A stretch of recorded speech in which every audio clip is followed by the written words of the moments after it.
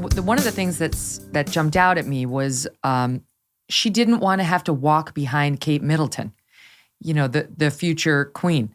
She felt that they should be treated as equals, and yet she joined an organization in which they're not equals.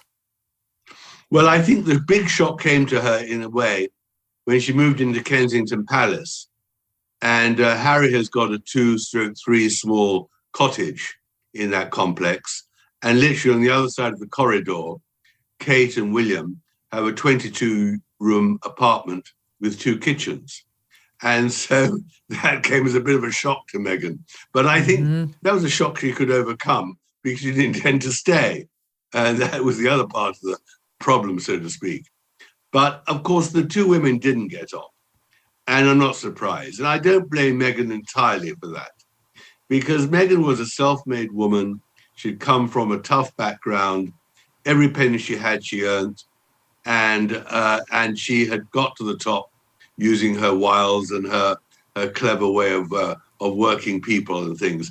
Whereas Kate just waited patiently for William finally to propose and marry her. Now, Kate is a remarkable woman.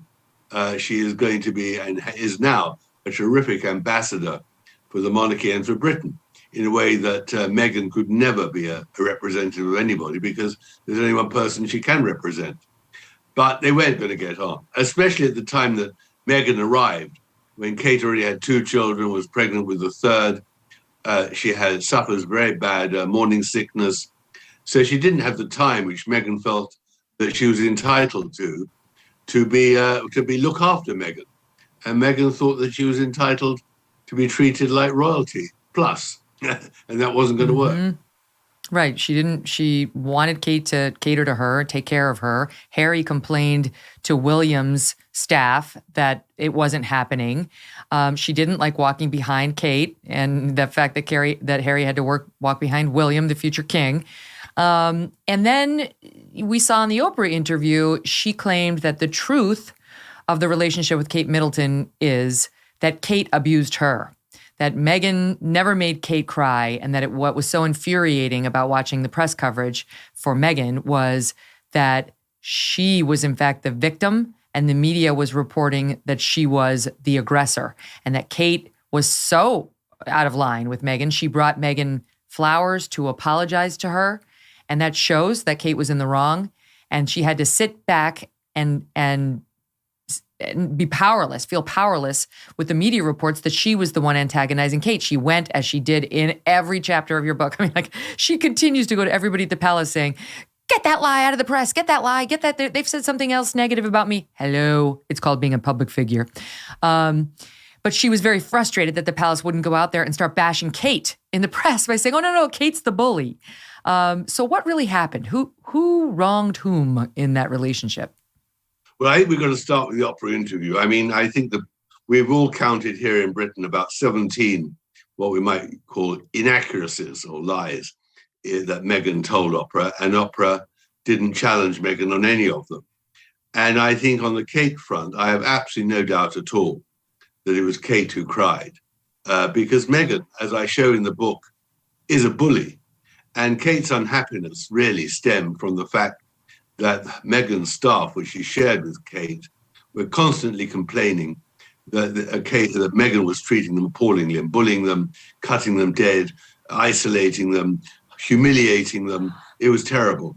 And if there's any doubt about Meghan's ability to, and her treatment of people, you've got to read the chapter of her photo filming in Montreal for the Reitman's ad, a department store in Canada, where she bullied the crew mercilessly.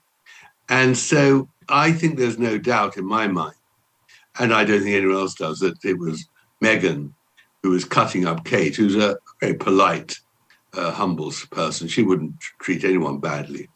Meghan has a history of treating people badly. So I think we can count on that. And the trouble is that the turnover of staff in Kensington Palace, as they all left because of Meghan, seems to be replicated in Montecito. You constantly read of Meghan's staff in California resigning or retiring or leaving and being replaced or not being replaced. She seems to have an ability to get through her stuff with extraordinary speed.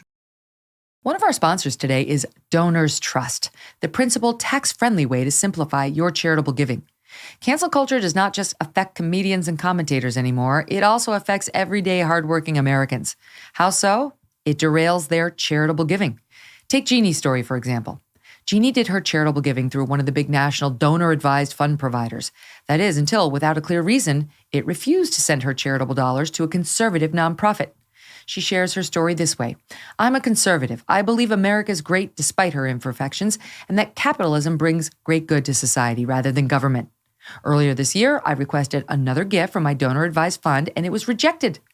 Jeannie wanted a donor-advised fund that shares her conservative principles, and she found it in Donors Trust, the oldest and largest donor-advised fund committed to limited government, personal responsibility, and free enterprise.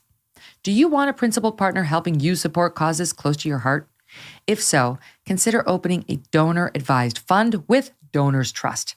For more info on how Donors Trust can help you with your charitable giving, visit donorstrust.org/MK, and they will give you a free copy of their donor prospectus. That's DONORS Trust, donorstrust.org/MK. Hey, thanks so much for watching. If you like what you just saw, hit the subscribe button for more clips and full episodes.